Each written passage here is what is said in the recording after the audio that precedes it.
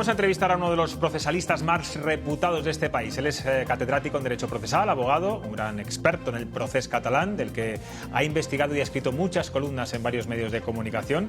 La última y muy sonora la publicó en el diario El Mundo la semana pasada. La titulaba "Una amnistía corrupta, chapucera e inaplicable", en defensa de la resolución del Tribunal Supremo de no amnistiar a Puigdemont por un delito de malversación. Hablamos de una voz autorizada para hablar de estos asuntos. Él es Nicolás González Cuéllar. ¿Qué tal? Buenas noches. Muy buenas noches y muchas gracias, José Luis, por haberme invitado a venir. Pues daba hace unos minutos esa última hora que conocíamos. Esta tarde hemos conocido que la Audiencia Nacional tumbaba la mayor parte del caso Tsunami Democratic, invalida todo lo investigado después de julio de 2021 y deja a Puigdemont, digamos, a un paso de librarse por el caso de terrorismo. Y hace unos minutos acabamos de conocer que el juez del caso Tsunami archiva esta causa. ¿Qué le parece? No conozco la resolución porque no se ha hecho pública y por tanto sería muy aventurado que me pronunciara sobre sus fundamentos jurídicos. Pero sí que les puedo decir, porque intervine en la redacción del artículo 324 de la Ley de Enjuiciamiento Criminal cuando se reformó y se establecieron plazos para la instrucción, que la finalidad era evitar que los investigados estuvieran sometidos demasiado tiempo a los plazos procesales. No es el caso del señor Puigdemont, que solo hace pocos meses fue llamado al proceso. Luego creo que hay que esperar a la acción de la justicia y creo que será la magistrada instructora del asunto, la excelentísima señora doña Susana Polo, la que tenga que calibrar el impacto que puede tener esa resolución sobre el incumplimiento de las exigencias del artículo 324 de la Ley de Enjuiciamiento Criminal sobre la situación de las personas que no habían sido llamadas al procedimiento con anterioridad. Pero permíteme, José Luis, que sea cauto en este tema, porque sin conocer el contenido de la resolución... Pero si le parece aventurado o no sé si precipitado, ¿no? Tomar esta creo que decisión. Insisto, no conozco el contenido de la resolución que parece que ha dictado la sección tercera de la Audiencia Nacional, que es un órgano judicial absolutamente serio, como son todos los órganos judiciales en España, y lo que creo que sacar consecuencias apresuradas puede llevarnos después a errores. Vamos a ver qué es lo que dicen. En ese artículo que comentaba yo antes del diario El Mundo, que usted escribió la semana pasada, explicaba que había dos motivos por el que el Supremo ha decidido no amnistiar a Puigdemont en ese golpe de Estado, según escribía, que decía que era mediante una consulta con el patrimonio común, que no lo gastaba de su bolsillo, ese argumento que más hemos conocido, pero hablaba usted de un segundo argumento que yo, sinceramente, creo que del que se habla poco. Decía que puso en peligro potencial los ingresos de la Unión Europea. No sé si nos lo puede explicar un poco mejor. Sí, básicamente tanto la Sala de lo Penal del Tribunal Supremo como el magistrado instructor de la causa del procés, el excelentísimo señor don Pablo Llarena, coinciden en poner de manifiesto que la ley de amnistía que finalmente se ha aprobado, con sus inclusiones y exclusiones, determinan que conductas como las realizadas por Puigdemont, así como otras personas que fueron condenadas y otras están acusadas, quedan excluidos por la propia ley interna. ¿Por qué? Porque actuaron con ánimo de beneficio personal, porque no es lo mismo. O sea, jurídicamente no se puede equiparar el que te quiten una parte de tu patrimonio con que no se destine a una finalidad determinada. Es un tema jurídicamente complejo, pero lo que quiero decir es que basta con que alguien, por su capricho y además para una finalidad ilegal e inconstitucional que suponía un intento de golpe de Estado, se ampare en que no se metió el dinero en su bolsillo, no puede suponer una causa de exoneración de la responsabilidad criminal. Porque en realidad es peor. Es que hubiera sido mejor que se lo gastaran en compras, productos de cualquier naturaleza. Es que es mucho peor alguien que sustrae el patrimonio público para tratar de dar un golpe de Estado que el que se lo gasta en comprarse un Ferrari. ¿Y lo de los ingresos de la Unión Europea? Y lo de los ingresos de la Unión Europea es evidente.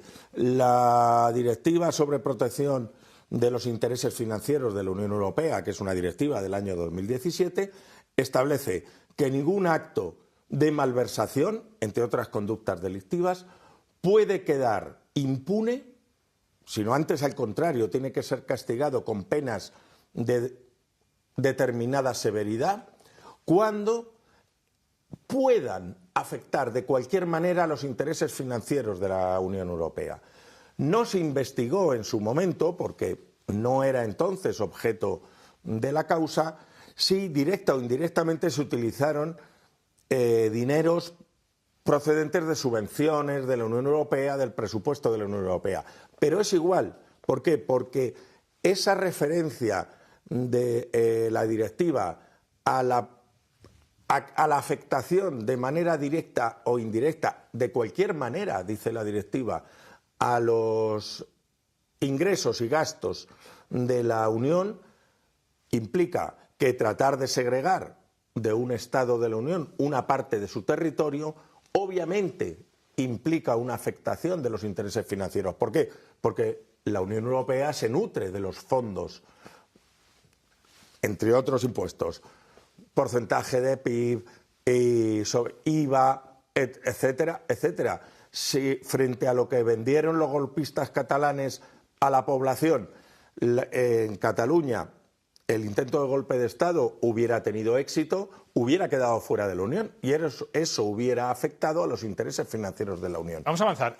Usted escribía en ese artículo que negros nubarrones se vislumbran a partir de ahora en el horizonte sobre la ley de amnistía. ¿Está convencido de que el Tribunal Constitucional va a avalar esta ley tal cual quiere el Gobierno?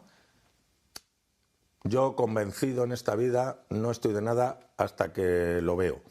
Lo que pasa es que los antecedentes me inducen a hacer pronósticos razonables y me parece que la política de 7-4 que hasta ahora se ha estado aplicando en el seno del Tribunal Constitucional induce a pensar a cualquier persona con cierto sentido común de que seguramente pasará lo mismo, lo cual me parece lamentable y lo cual supone un acicate para que pensemos en la relación entre el Tribunal Constitucional y el Tribunal Supremo en el futuro, porque no hay una relación de supremacía real desde el punto de vista constitucional entre ambos tribunales. El artículo 123 de la Constitución establece que el Tribunal Supremo es el máximo órgano para la interpretación de la legalidad ordinaria.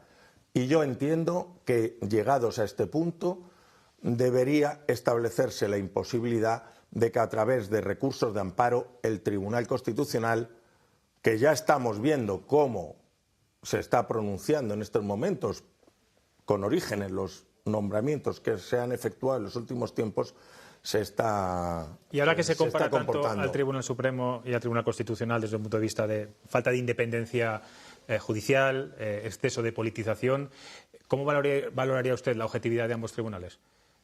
Pues yo creo que la ciudadanía en general ha podido ver que el Tribunal Supremo actúa sin bloques ideológicos, sino con discrepancias jurídicas razonables y necesarias en todo momento, mientras que el Tribunal Constitucional está en un bloqueo partidista fruto de la política de nombramientos de los últimos años.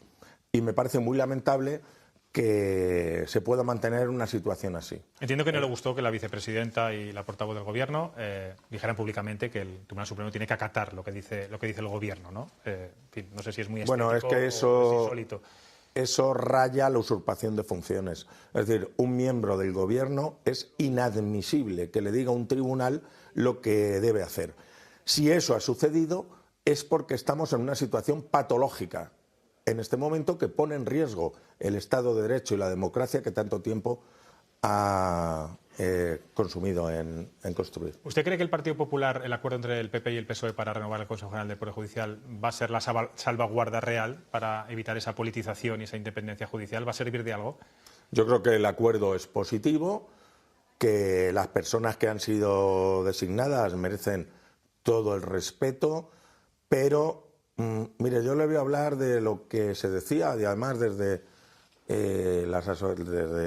Justicia Democrática hace muchos años, cuando se luchaba contra la dictadura, que se distinguía la legitimación de origen y la legitimación de ejercicio.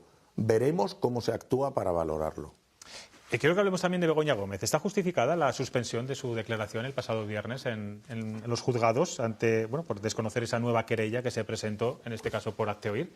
Mire, no conozco los detalles. Yo, aparte de ser catedrático de Derecho Procesal, soy abogado y, por supuesto, que si por un error no se le notificó una querella que se había adicionado al procedimiento, tenía derecho a que se suspendiera para conocer su contenido.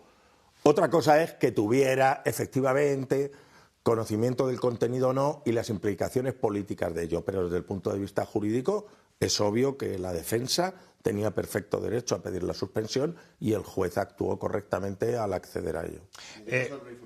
Sí. ¿Sí? Acaba de pedir. El juez García Castellón archiva el caso Tsunami.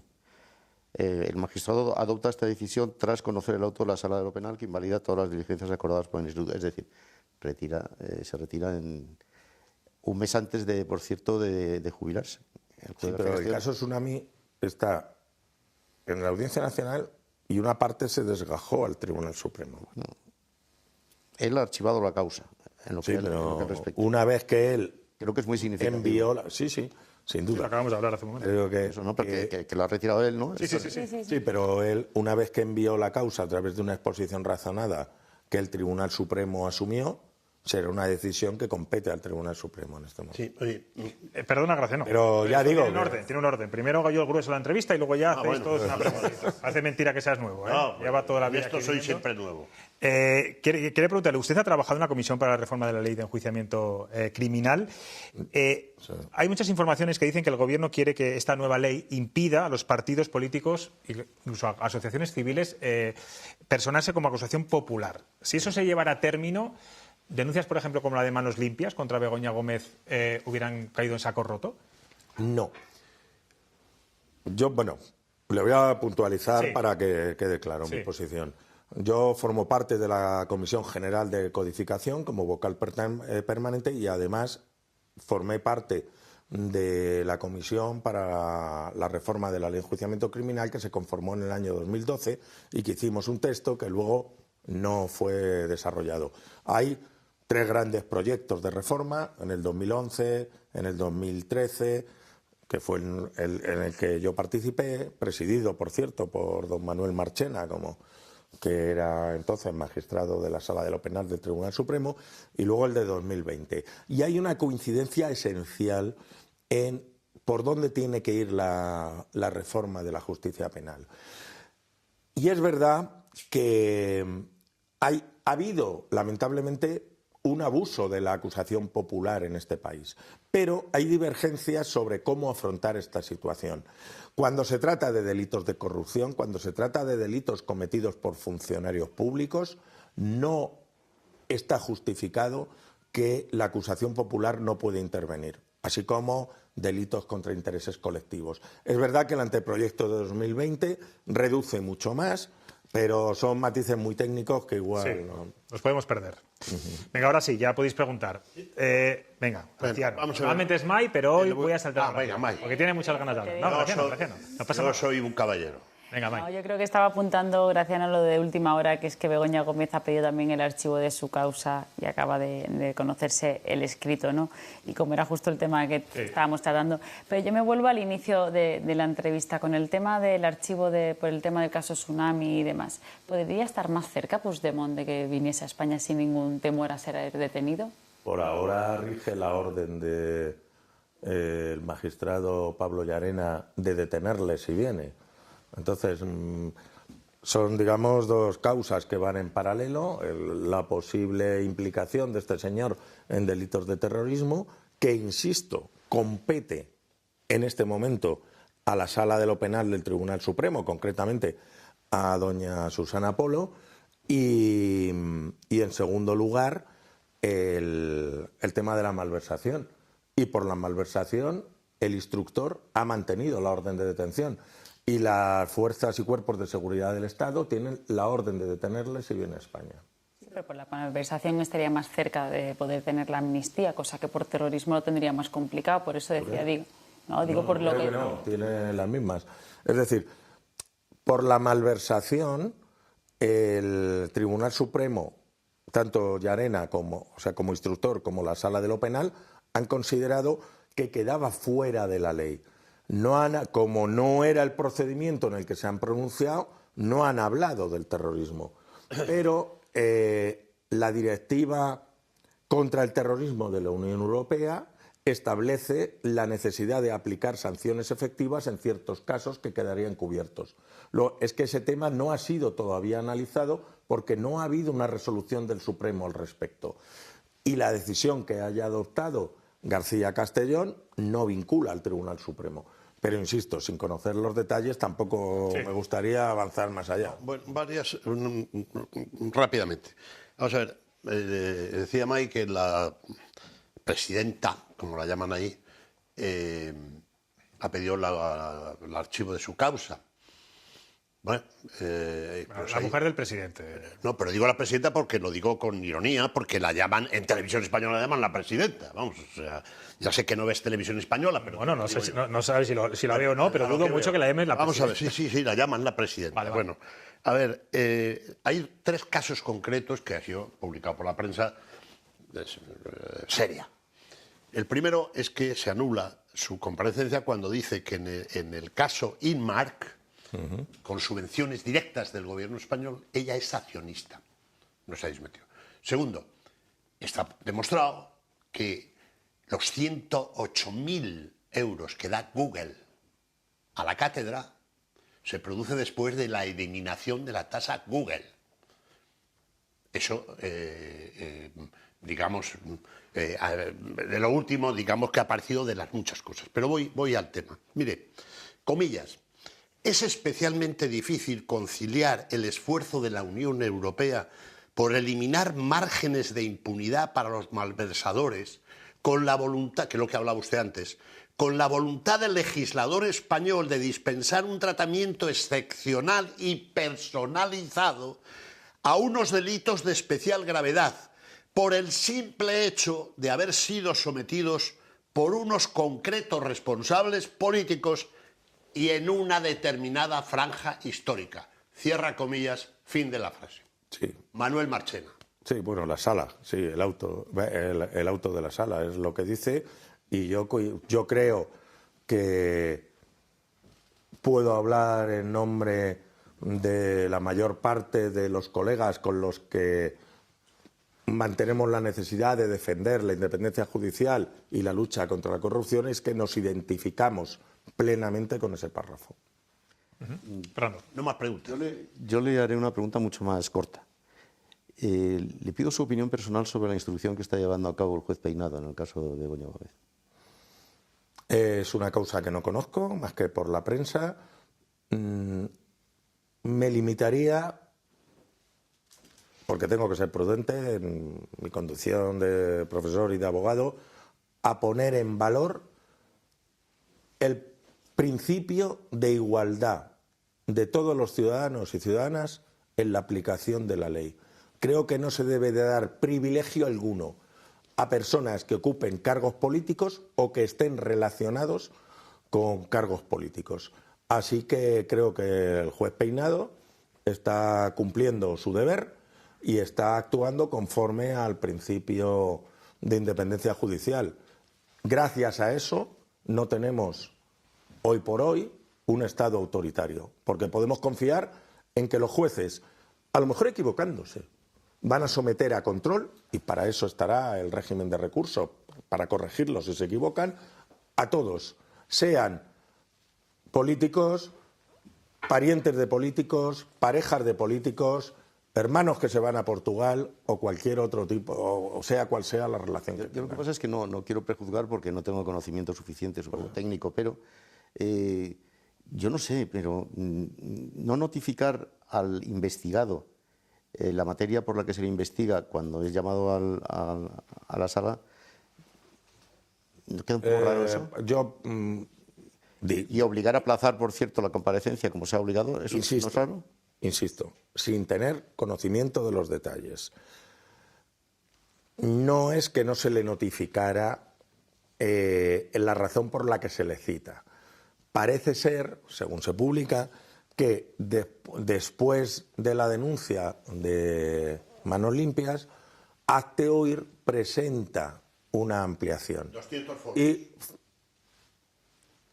esto en la práctica profesional pasa. Es verdad que sorprende que en un asunto de esta relevancia, pues en la maquinaria de la administración judicial no se notificara formalmente a la investigada la querella de Hazte Oír. Pero no es un tema que no suceda. Es decir, yo entiendo que es un error grave de la Administración de Justicia y que se ha corregido con una medida razonable, que es volverla a citar una vez que se le da traslado. Muchas gracias. Como estamos hablando de muchos temas judiciales y muchos temas de actualidad, hay un tema que todavía no habíamos abordado, que es el fiscal general del Estado. ¿Hay instrumentos, hay filtros para que el fiscal general del Estado no tenga esa dependencia con el Gobierno, y en este caso directamente casi con el presidente Pedro Sánchez? Bueno, ese es uno de los temas que más se discuten, tanto en la academia como en el foro, acerca de la conformación del Poder Judicial. Se discute si el Ministerio Fiscal es parte del Poder Ejecutivo o está incardinado dentro del Poder Judicial, como yo creo que lo está. Y vuelvo a insistir en que una cosa es la legitimación de origen y otra es la legitimación de ejercicio. Lo grave no está tanto en que la Constitución diseñe un modelo u otro de designación de fiscales generales del Estado. Lo grave es que se nombre, como se hizo en el pasado, a una antigua ministra de Justicia como fiscal general del Estado, que ésta designe un amigo suyo como sucesor. Ese es el problema. Se ha intentado reformar la independencia del titular o la titular de la Fiscalía General del Estado, otorgándole un plazo de duración de su mandato durante el periodo de permanencia del Gobierno. Yo iría más al modelo de la Fiscalía Europea, es decir, con independencia de que el Gobierno dure más o menos, el fiscal general del Estado debería de tener un plazo de duración inamovible, pues de 5 años. Iría a ese modelo. Creo que el fiscal general del Estado tiene que ser independiente del Gobierno. Eso de que tiene que aplicar la política criminal que el Gobierno establezca no tiene ningún sentido. La política criminal que el Gobierno tiene derecho a establecer es a través de iniciativas de legislativa política. Pero en el caso a caso, lo que no se puede consentir es que el fiscal general del Estado actúe como abogado de familiares, amigos o socios de los miembros del Gobierno. Y esa impresión ante la ciudadanía es la que yo creo que es susceptible de destruir la confianza en la democracia. No despido todavía porque hoy nuestro dibujante Chema Nieto ha querido también plasmar en su mesa de dibujo la llegada el viernes de Begoña Gómez a los juzgados. Fíjense cómo lo retrata.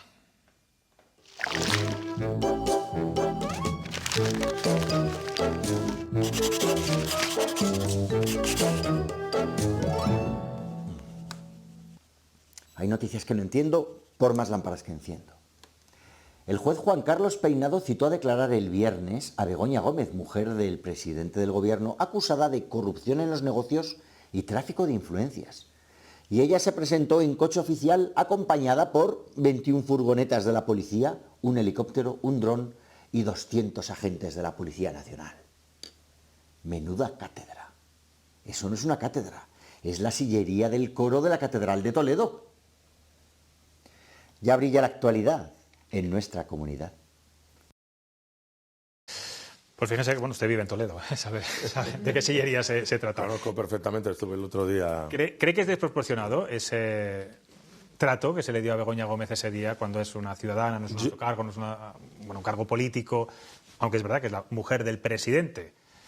Yo creo que puede pensarse que la puesta en escena es o podría ser un intento de amedrentar a la Administración de Justicia y, por tanto, me parece al menos desafortunado.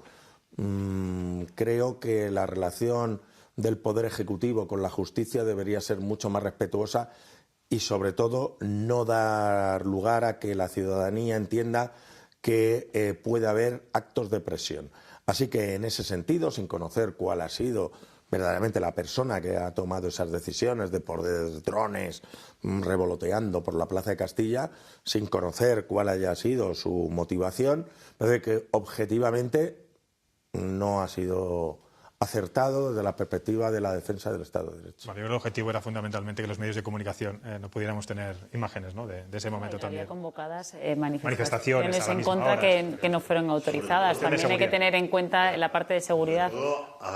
Decía la impresión que debe tener el contribuyente, precisamente en la época cuando pagamos Hacienda, ¿no? ¿Esto qué es? Esto es el mundo de Pinocho,